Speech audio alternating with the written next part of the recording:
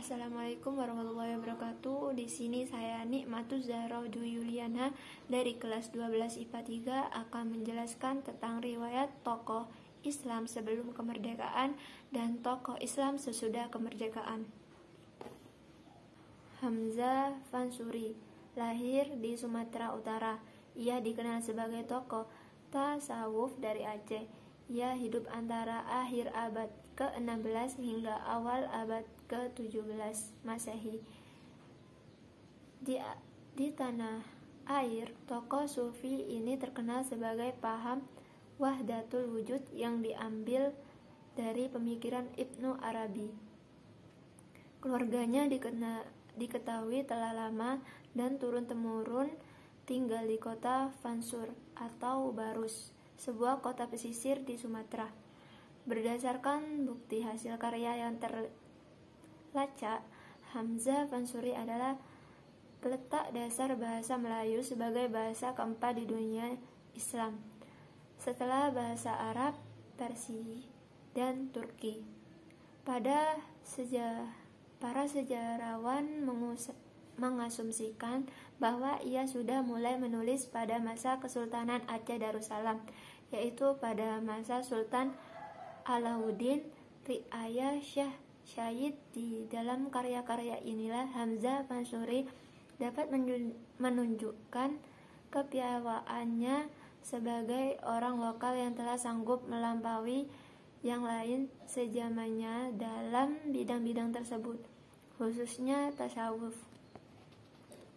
Selain itu, kitab-kitab tersebut juga telah versi. Dari sekian banyak karya-karya Hamza Fansuri, hanya 3 risalah tasawuf yang menyimpan 32 kumpulan syair yang dipandang asli.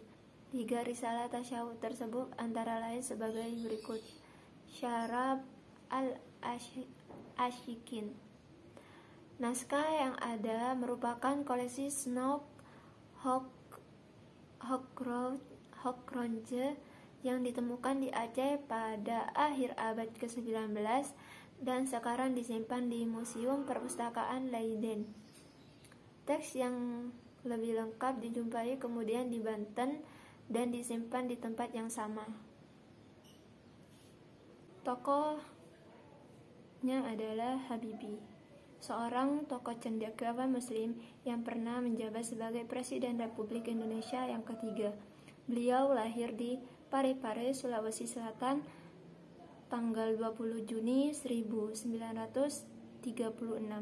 Sebelum memasuki dunia politik, Habibie dikenal luas sebagai seorang profesor dan ilmuwan dalam teknologi aviasi internasional dan satu-satunya presiden Indonesia berlatar belakang teknokrat.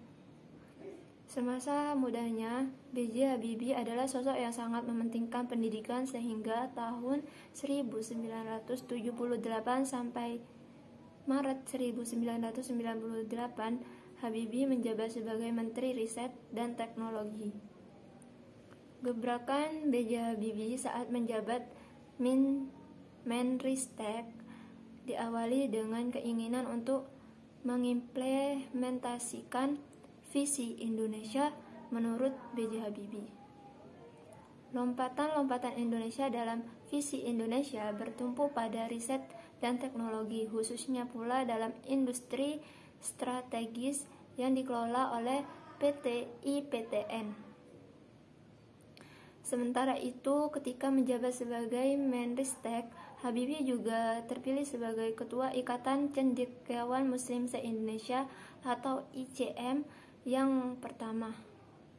B.J. Habibie meninggal dunia di RSPAD Gatot Subroto pada tanggal 11 September 2019 pada pukul 18:05